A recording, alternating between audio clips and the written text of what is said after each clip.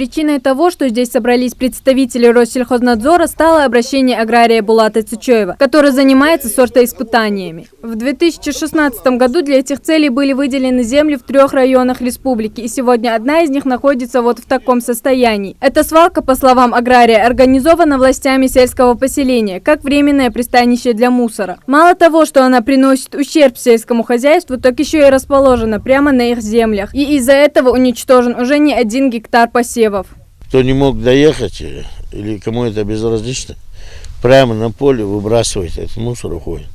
Отсюда мыши, крысы. Мы не успеваем подкормки делать, это самое. Они нам делают потравы.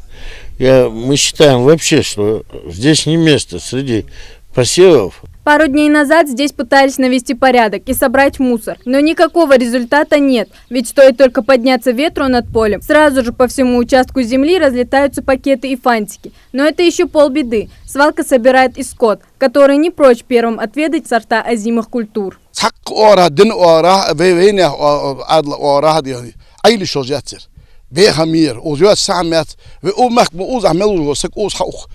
Oz atıyor, oz hızsak vatıyor, oz kart yatıyor, ayası atıyor, ayası davut, bisine habek ayası, dine habek ayası, den doğan hakus akus, özümdi harta, den doğan akus işbiçi, mozi hul sadakşos haltos, yarım dal got tuhlam doğan. По словам очевидцев, сюда привозят мусор из 5 ближайших сел. Для удобства вывоза бытовых отходов даже начали прокладывать дорогу. Но работу завершили только наполовину. И во время дождей и слякоти машины возят мусор прямо по посевам. А ведь это новые сорта, которые пытаются ввести в севооборот для поднятия уровня сельского хозяйства республики. Трактора и машины, которые везут эти твердобытовые отходы, проезжая по этим семенам, по полям, утаптывая эти озимые культуры, вываливает свалку. Вот эта свалка, она фактически нарушена все законы, потому что земли сельскохозяйственного назначения. На земли сельскохозяйственного назначения без перевода, без изменения вида разрешенного использования они не имели права.